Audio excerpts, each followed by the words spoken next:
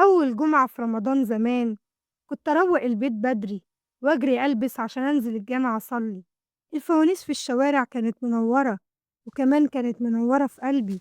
الدنيا كبرت بينا، بس إحساس أول جمعة لسه بيدفي قلبي.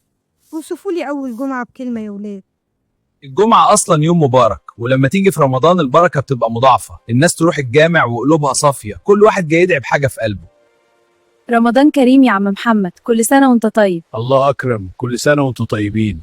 الله أكبر